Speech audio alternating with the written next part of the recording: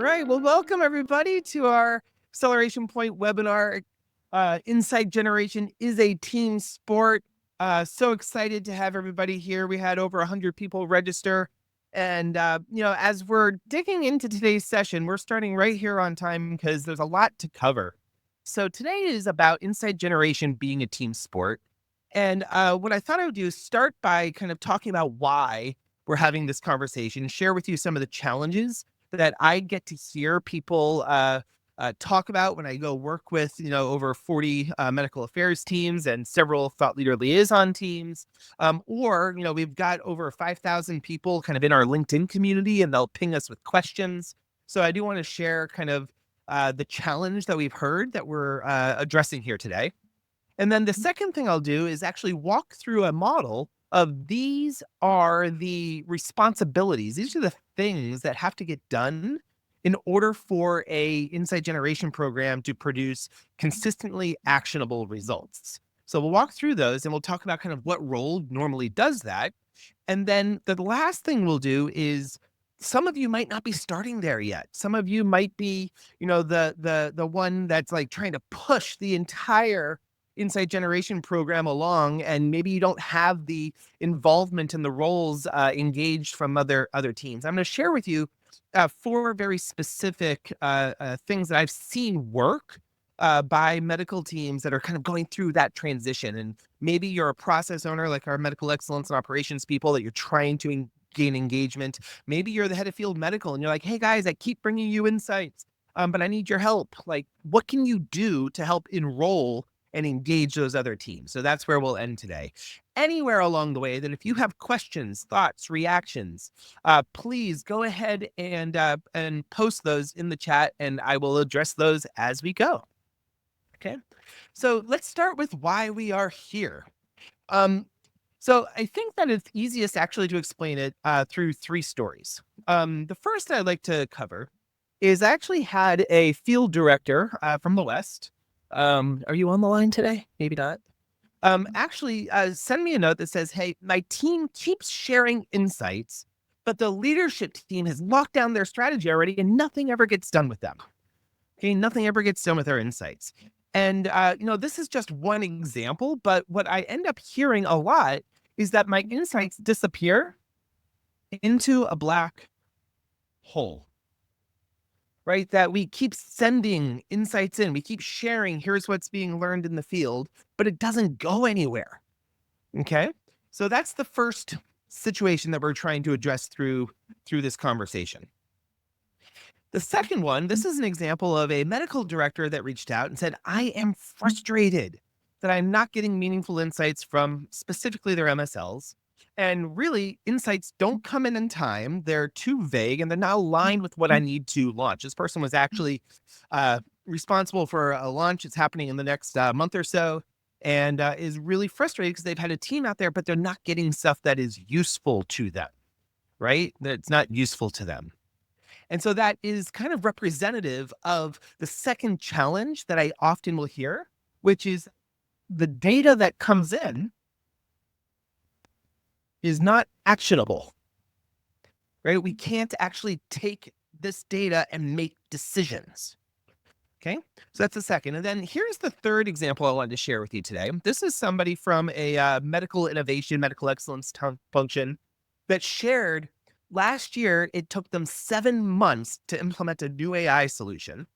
It cost over $1 million, and the insight summaries are still not meaningful. And so field teams are continuing to have to do these reports every month anyway. Okay. And this, unfortunately, is something that I'm starting to hear more often as these huge AI solutions are trying to get put in. Oh, thanks for the feedback. And so this last one is what I would call really that we still have a lot of burden, right? And we're trying to address it through AI. We're trying to address it through technology, but the effort that it takes to get meaningful and actionable reports continues to be a struggle. So here's what I'd love to hear from you. It might have been one of these. It might be something else, but just type into the chat, what is your team's biggest challenge with insight generation today? What is your team's biggest challenge with insight generation today? Just type it in the chat. Couple of words. That's all it is. It could be one of these. It could be something else. All right. So we had somebody share burden, getting to specificity so you can act on it. A lot of manual creation still. Thanks for sharing, Chris. Oh, hey, we need to see if we can push the worksheet. If you don't have the worksheet, just grab a piece of paper. This is the only page, and we'll make sure we get it to you after. Burden of summarizing and analyzing. Yeah. So, right, as all this data comes in, how do we, do it at scale? What data points are really important to even go out and collect? Yeah. So, how do we give enough clarity and direction to the various teams that are gathering these insights? Synthesizing. Yep. We'll cover that today. Concise and meaningful. What's actually important? Yeah. So I love that. Somebody said generating them at a meeting is short. How do you go in and get something, in a 5-10 minute interaction? We'll cover that here in a little bit. Determining which insights are truly actionable. Awesome. Yeah. So here's what I find is that as we've worked with teams, many of them started with some of these same challenges and issues. And the reason that we're doing this workshop, and it's called Insight Generation as a Team Sport, is that yes, tools and technology can help. Yes, a better process can help. Yes, more training can help. But the foundational difference that I find between the teams that don't have these concerns and the teams that do is that the ones that have figured this out are operating as a team to overcome this. And so, what I'm going to do is I'm going to show you how the model that we're going to share helps you move from insights that are going to a black hole to those that are valuable. And I mean valuable because those in the organization that are making decisions are like asking for, where's the insight report? Hey, could your team get us more information on this? Hey, we're trying to make this investment decision. How can we get information we need to make better decisions? And then the second thing is that because people are asking for it, we are going to talk about how things go from not being actionable to something that actually makes an impact, right? That you can actually ask your MSLs what decisions have been made? What is different today because you gathered insights that wasn't true before you got them?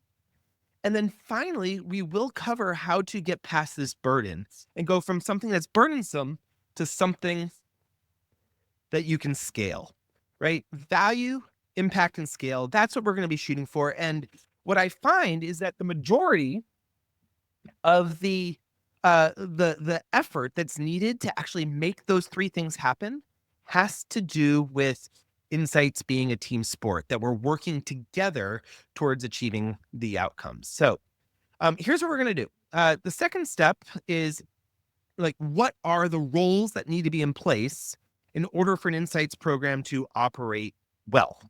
Okay. And so I'm going to walk through those roles and I'll share with you who typically are doing those roles. And then at the end, we'll cover, like, if you don't have all those teams doing those roles, how you can start engaging them today. Okay. Move this closer to the microphone. Thanks again for the feedback. All right. So there's three roles. Okay.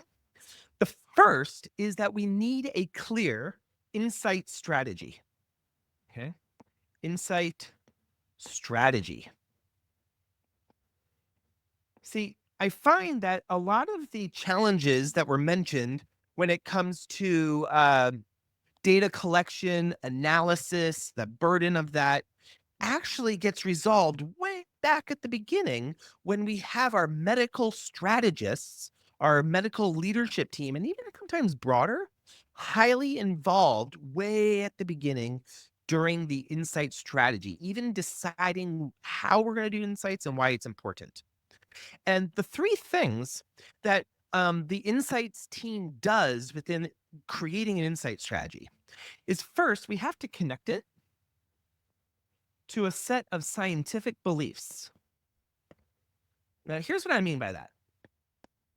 If we don't have a clear scientific narrative, right? If we don't have a clear understanding of like these are the beliefs that we're generating data to try to evolve, that we're getting it validated in the medical community to help get it evolved, to engage on, engage and educate on, gather insights about. We don't have something that we're working towards, right? This is the strategy. This is the set of beliefs that we're trying to understand if the medical community aligns with or not. And so the first step is to make sure we're really clear on what is that scientific narrative that we are trying to understand, and understand how it resonates, understand how it impacts behavior, how it is being received by the medical community, right? So that has to be really clear. The second step is the creation, and most of you are probably doing this, of key insight questions. Okay? Questions. Now, here's the thing. A lot of folks are kind of taking a guess at what the key insight questions are, right? They might be deploying some out, but here is how the teams that are doing this really, really well get this done and enroll medical strategists and leadership in. They actually start with a different question. They start with, what decisions are you trying to make in the next 18 months or less?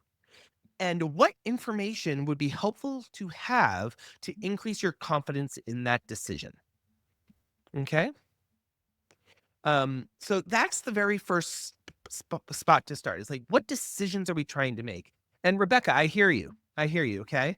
What if your strategy team doesn't understand how to create the medical strategy? Yeah. I mean, there's a foundation. Now, um, it's interesting, right? As teams work together and we start asking leaders tough questions like, hey, what decisions are you trying to make? Why are you trying to make that? What information? They get clearer and better at making strategy. I mean, it would be great if all this was just served to us in the PowerPoints that get distributed, but often it's not. And so when we start asking these questions, they start coming up with answers that eventually make it into future iterations of medical plans. And then to your question on about people drinking their own Kool-Aid, absolutely, right? The other question that we can ask here is, hey, I understand that you have a very strong belief, or we have a very strong belief about our narrative, our MOA, our impact, our safety, whatever it is. What are the assumptions that we need to test in the medical community? What are the biases, and what are the things that we've already declared as true that we want to go test to see if anybody else agrees? Okay, asking those questions really helps extract out of their brains and out of their minds the things that we should be going to get insights on. Okay, I hope that helps. Okay, and then the last step of this medical strategy is what we call a deployment plan.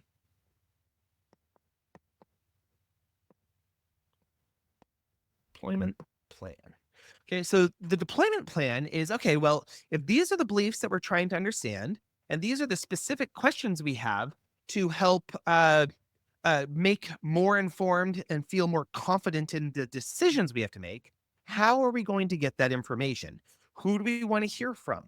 Right? So, which segment, what HCPs would we want to hear that from?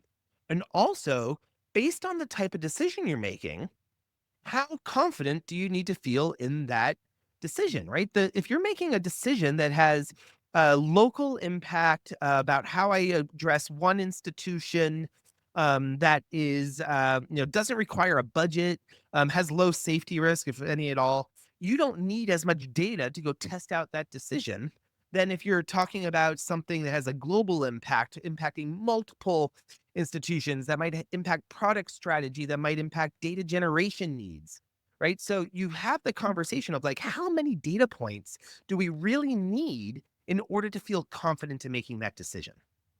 Okay. And so that's the first part.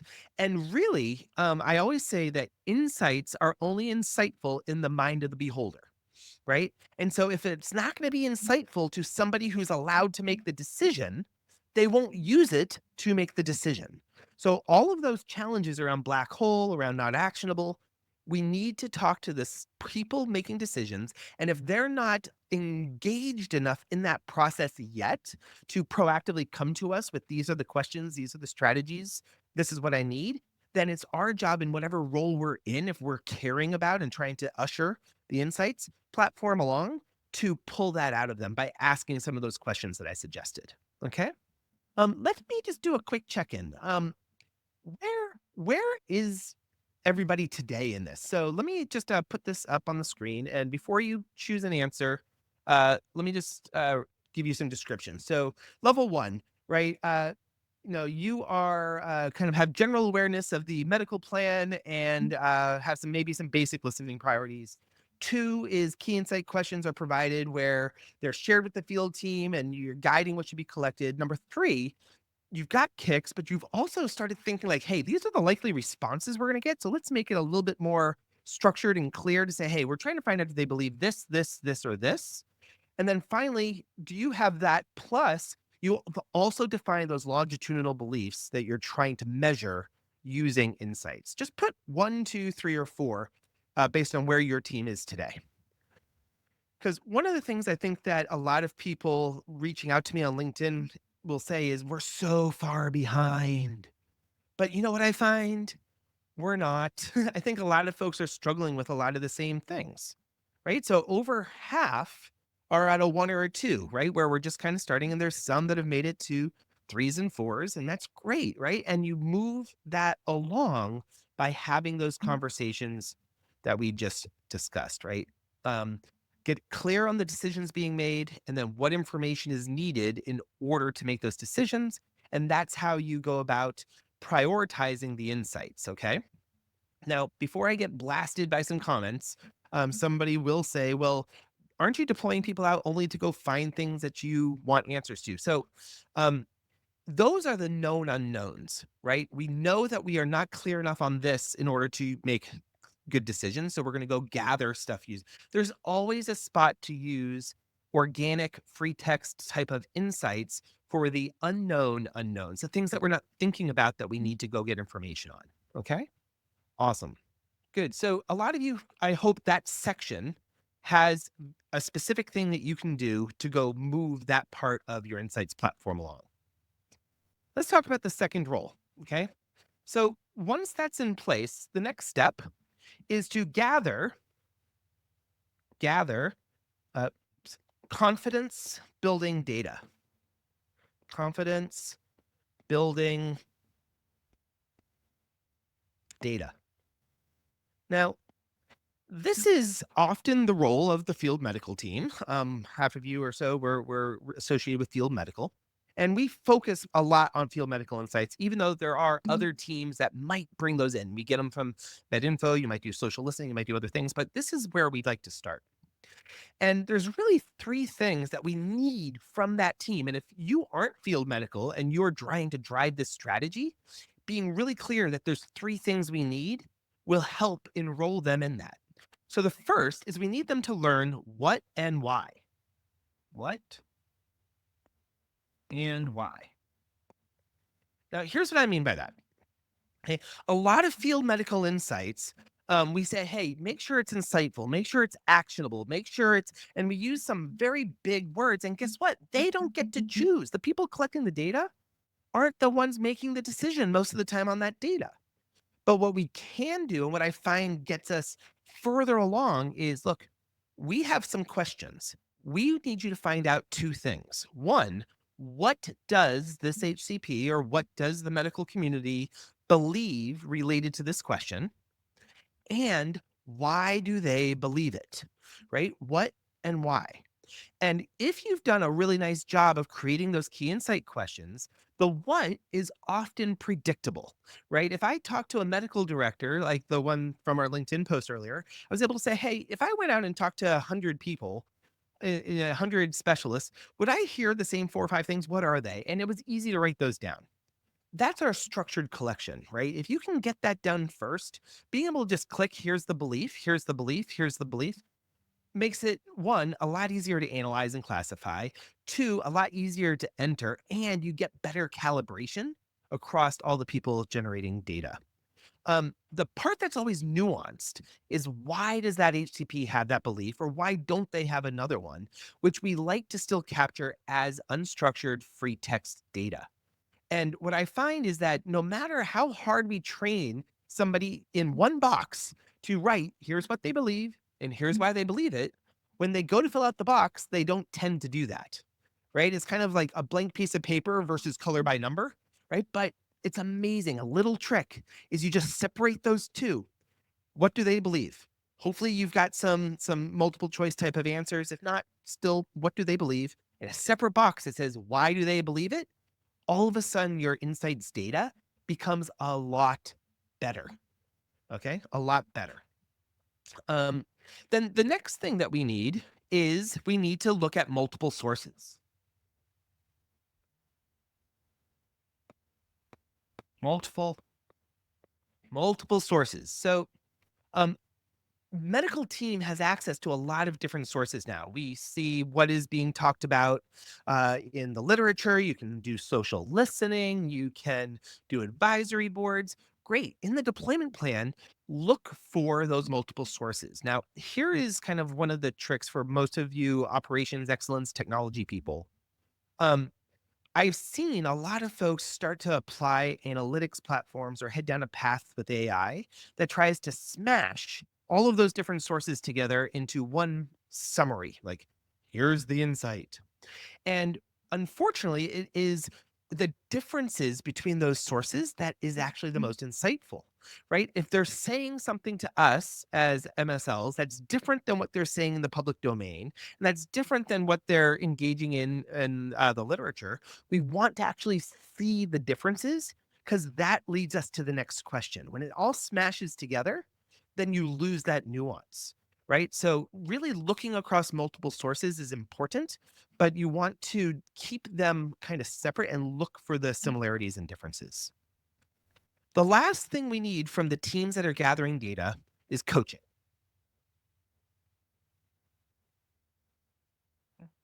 So gathering data is not something that is innate, right? Like it's something that is taught. It's something that is practiced. And what I find is that the teams that do this really well have moved through a cycle of better and better coaching. The first level is some teams don't like to be particularly abrupt. They don't like to be crisp. They like to say, hey, we're just going to do more and more insights training, more and more insights training. So that's kind of level one. Level two is they'll say to someone, hey, like, what do you think you could do better on your insights? But level three is where I start to see a lot of teams get the most traction. What they're doing is at the first 5 minutes of every field team meeting is they actually take an insight out of the system and they hold it up and say, hey guys, we're all trying to get better at insight generation. We're all trying to get better. And the thing that you do in order to make insights more insightful, more valuable, is ask more and better questions. So this insight, it might be good. What one question could you ask to make it great? Get everybody to think about that question. This one, maybe not so insightful. Maybe it's an administrative note. What one question could you have asked to make it more insightful? So instead of, Dr. Smith is going to be at ASCO next month, what one question? Oh, well, what are you most excited to learn at ASCO next month, right? You can make it more. So that little thing just drives things forward so much. And if you're not responsible for that field team, you can still do that by going into the systems, pulling out insights, and going to the field medical lead and say, hey, do you mind if I join? I'd like to do a little training with your team. And you can actually help drive that forward. So it doesn't have to be necessarily the leader of that team, though you should get their alignment. Okay. So and then, by the way, what I'm really excited about, what I've been seeing is that the teams get better. And what happens is they get better at first during that team meeting. Then they start self correcting after they've entered their own insights and they come to the meeting saying, yeah, I submitted some stuff. I've been thinking about it. Could have been better. Here's my next question. Two, they're actually thinking of the questions live in the moment so they get the answers at that time. Move your team along, do it through coaching. So anyway, that's the second bucket is gather that confidence building data, gather what and why, gather through multiple sources, provide coaching. Um, let's check in again and just see where everybody is today in capture. So one, right, you're capturing through some basic methods. It might be Excel, email, simple forms, maybe some drop downs, but it's mostly free text. Two, is that you've got some free text or some structured kits, some questions in a dedicated system.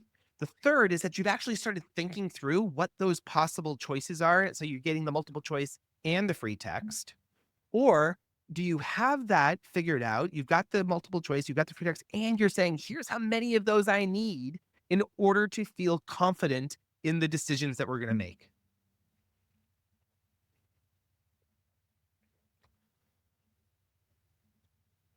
Very good. Yeah. So I hope everybody can see here, like there's this one next step that you can take, right? One next step. And again, guys, I know I'm trying to move quick for you today. I want to give you as much value out of this as we can. If you have questions, drop them in. But yeah, so that's that one thing that I think you can do in this bucket, right? Is really move it along by trying to add more structured approaches to how you can gather that data. Okay, excellent. Let's drill into this last section here then. So the last step is what we call insights to action. Insight to action. So there's three steps that we find, and typically this might be owned by operations and analytics team. Oftentimes it's the field team analyzing, creating their own reports. That's great too. But there's three things that we find that the team needs to do in order to really drive that value in that action. So the first is a specific way of doing the analysis, and we call it ACT. ACT, right? The ACT analysis. See, most teams that start doing insights reporting basically produce a list of here is what we heard over the last month or the last quarter from whoever we happen to have talked to over the last month, over the last quarter. And it's fairly generic, right? It's quotes, but it's not very analytical. When teams switch from here's what we happened to hear over the last month to hey, going back to the beginning, there were some questions that you had in order to make decisions. Here's the answers to those questions. The people who asked the questions find the analysis of the report more useful, right? Okay, so ACT, what does it stand for? First, activity, right? We do need to say, hey, did we, get 20 responses on this or did we get 100? Is it representative of 2% of our thought leaders, or is it 80% of our thought leaders? So there is some activity that you want to know. Like you just need to understand what your N is, right? What is your baseline? Then the second is what are the conclusions, right? And so you need to be able to draw out conclusions, and the more precise they are, the easier it is for decision makers to actually take action on them. So if I came back to you and said, hey, most of our HCPs believe X, you would be like, okay, great, have some questions and could take an action. But if I told you that out of 500 HCPs, 62% said this answer and was calibrated because we had the multiple choice type of collection. And because we've been collecting free text about why, here are the three most common reasons why they believe it or why they believe it but don't act on it, right? So that is what the ACT is. It's activity, draw the conclusions, and then the T is for takeaways, right? In the report saying, great, well, what actions can we take as a result of what we learned here, right? And who, based on the geographic impact, based on the investment that it would take, based on the risk to the organization, is allowed to make the decision to take that action. Okay. So that's the first thing is switch your reporting from here's what we happen to have heard to here's the answers to the specific questions that you need in order to make decisions. The second is to actually facilitate an action meeting. Right? I was talking to one of the leads of the insights fog at Maps, and one of his biggest successes in insight generation was actually getting time on calendar with decision makers to discuss the actions that would come out of this, right? And they allowed the decision makers to dig in, ask more questions, understand more nuance that we might not have thought to report on. But they also turned it around and said, hey, based on this, we said if we had a certain volume, we could actually feel confident. Let's ask, do you feel confident enough now to make this decision? If not, what else do you need to know to feel confident in that decision? That can lead to new insights, priorities, but it really drives home that we are ready here. The reason we're doing this work is to drive to action. Okay. Then the last step, and this is really important. It's really surprising that this doesn't happen more often, but it's to give feedback. You know, we have a 360-degree feedback tool that we use about insight programs where we can deploy this assessment out to executives, MSLs, medical directors, medical operations, and we ask them questions about both the impact of the insights program and how it's running. And it's amazing where there's a disconnect between the decision makers and the data generators, and there's sometimes that we see that people actually really found it valuable. They made decisions based on this data, and they just never told anybody that they used it, right? And so without that feedback loop, the field teams and the analysts that are doing social listening and all the other groups that are trying to bring in this data don't believe that the work that they're doing is valued and don't understand if it is impactful. And so if something is impactful and something is valuable, but the people that did the work don't know that you found it valuable, then it will diminish, right? They will stop trying to work so hard and they'll phone it in and they'll just start saying, yeah, I already told them this. They've heard it. Okay. So that's this insight to action piece that's usually driven by the process, by the analysts, the medical excellence folks and operations folks. Like you can really make a big difference in this bucket. And if you're not in that space and you're doing this on behalf of your team, those are the things that I would make sure that you put in. Just put in meetings where you can start to do these little things. So let me check in. So from a insights to action, what level are you guys at? So number one, you do some informal sharing by field teams, right? It gets sent in, it gets emailed perhaps, right? But like you have conversations, kind of informal. Second is that there's specific reports that are sent to strategists. They get them, but we don't actually have meetings. The third level is that we have regular insight review meetings where we have a meeting, we get to discuss the insights, everybody can debate them, discuss them, but there's no commitments to action. Or do you go all the way through and say, great, do you have enough data to make an action here? Right? Are you confident? Right? And that's our goal here. Good. Most of you are having regular review meetings. Excellent.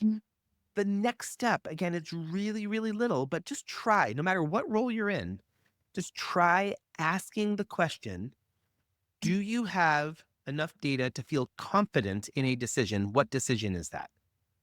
Right? Just ask. Oh, I see that it varies by TA, varies on team. Absolutely. Right? Not every team. That's why we actually do the 360 assessment, because there is variation across teams, and sometimes teams within the same company don't even realize that that there's that variation. Okay. So let me just zoom out here for a minute. And what I want to just point out is that when I've seen teams pull all three of these in, right? Because you've got this role in the middle, which is the insight lead, right? You've got this insight lead role, and you might be the head of field medical, you might be an MSL assigned to insights, you might be medical excellence or an analyst. But when you can pull the different people together to get these parts done, three very, very cool things happen. Okay. So when you've got an insight strategy, right? When you can point to, here are the decisions that these insights are trying to support, and then you go get confidence building data, guess what you have? Value, right? Value comes, right? People start asking for the data because it is confidence building data that is aligned to the decisions they're trying to make. Okay. The second thing that happens is that when you get confidence building data regularly over and over again, and you have a process to move it from an intellectually interesting discussion to, hey, do we have enough data here to take an action? Guess what you have? Impact. And then finally, when you have that process solid and you've got the analytics that align to it and you've got regularly scheduled meetings and you're giving feedback to the organization, and that's tied to the top priorities, that's how you can get scale, right? When you have those things in place, that's when you can actually tie AI and other tools to things that are actually valuable that make a difference. Okay. So that is the work that has to be done. And as we saw from the survey results, not everybody is there today, right? Some of you are further ahead in that journey than others, and that's fine. That's great. Um, Hold on a sec. Okay, I've had a couple of people send messages that they wanted to know about the assessment. 360 assessment, real quick.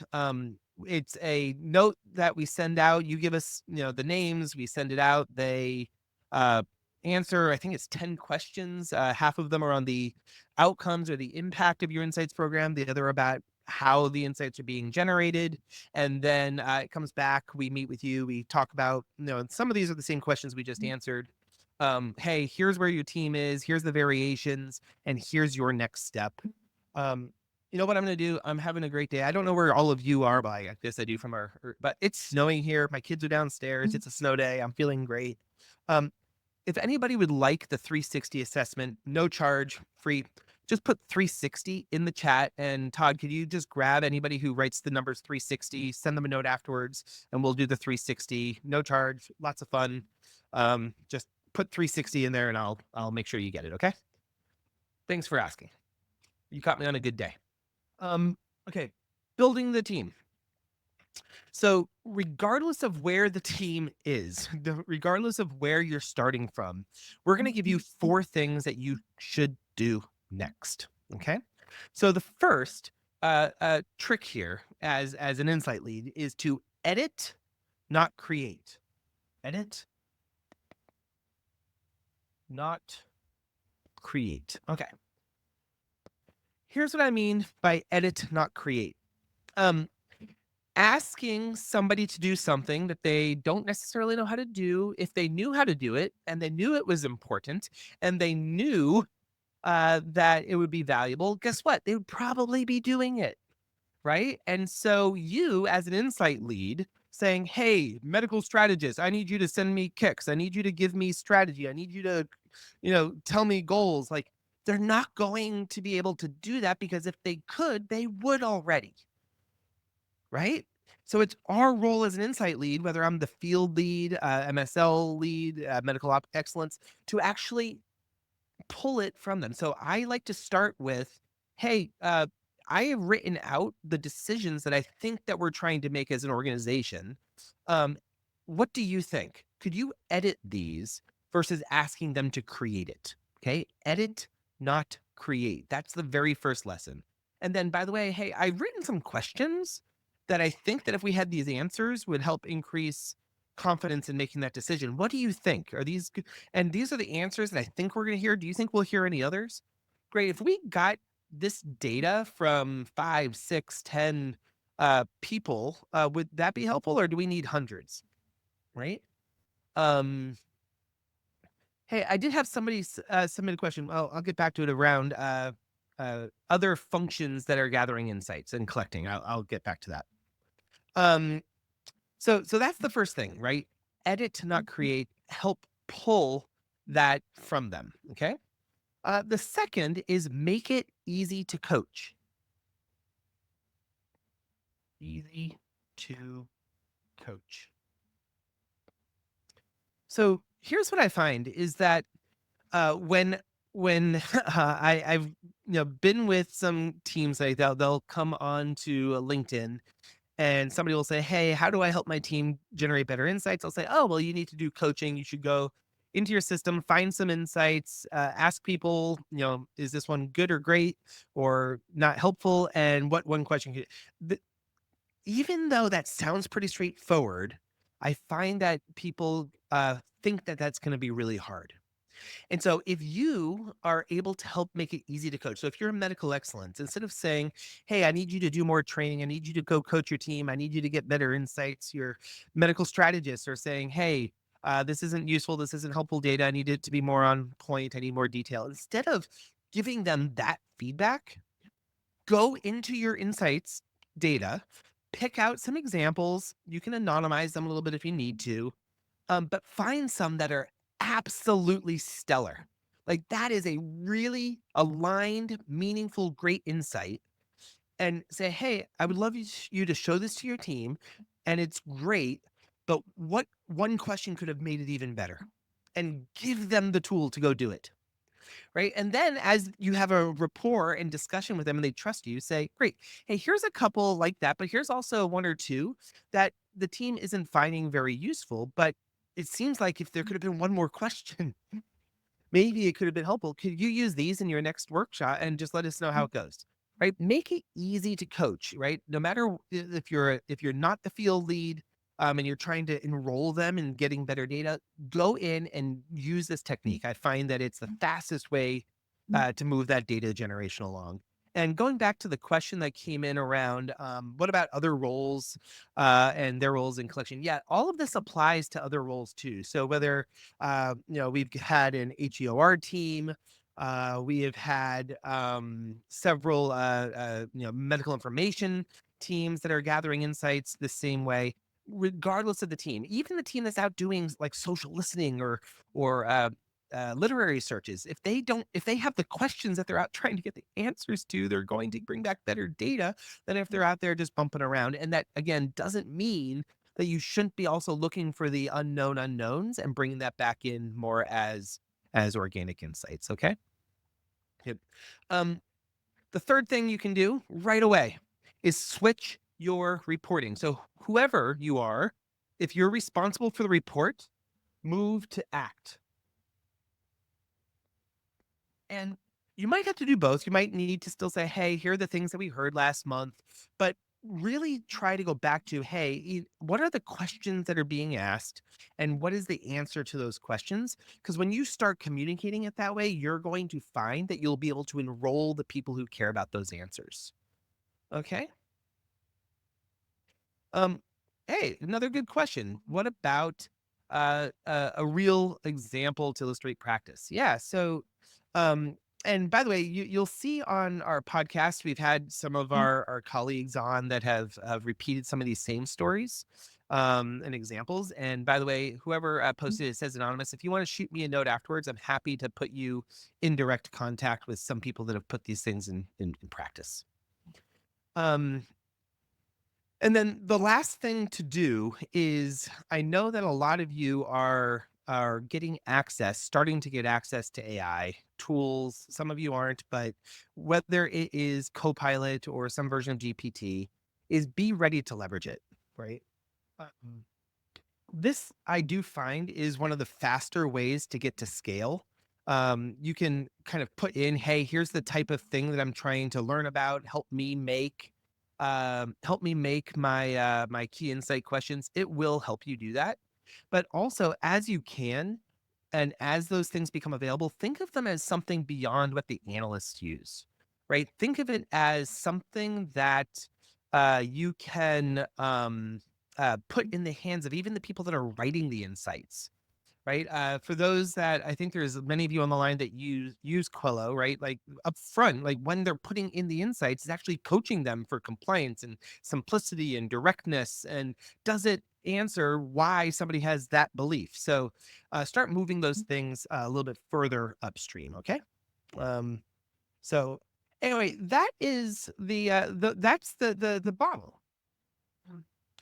And to the people who asked the question, right, we have seen now hundreds of field leads and hundreds of medical leaders start to apply these and start to get it right. Okay.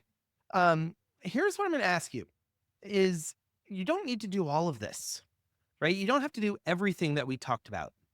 But what is like the one strategy that we talked about today that you think could make the biggest impact for you? What's the one commitment? Can you just type it into the chat? Because it's often what's caught, not what's taught, right? It's what's important to you, what is going to make the biggest difference for you. Put it in. If there's one thing that we covered today, what is it that makes the biggest difference? Let's see. Coaching, edit, not create. Yes. Uh, really drive that insights action meeting. Awesome. Thank you. Peter, yep, get back up to the beginning, right? What starts well tends to go well. What things don't start well don't tend to get a lot better, right? Giving feedback, make sure people know what actions are being taken. The action meeting, awesome. Pilar, yeah, the predefined response options. Yeah, it's really easy to do that. Bye, Kelly. Uh, uh, implementing ACT. Yeah, so awesome. Just, really making sure that your reports are organized by question, not by not necessarily by timeline. Excellent. Good. Well, I hope this was a useful session. It seems like a lot of you had at least one meaningful outcome, something you can start doing differently tomorrow without major investments, without a bunch of change. Um, Honestly, guys, if you need any help putting any of this into practice, shoot me a note. A lot of you connected to me already on LinkedIn, and reach out that way or via email. We will send out the handout, and this will be recorded if you'd like to share it with any of your colleagues. And happy to help put anything else into practice. Anybody else who has questions, please feel free to drop them. And again, it was a pleasure spending the last hour with you, and keep getting out there and driving insights. Thank you, everybody.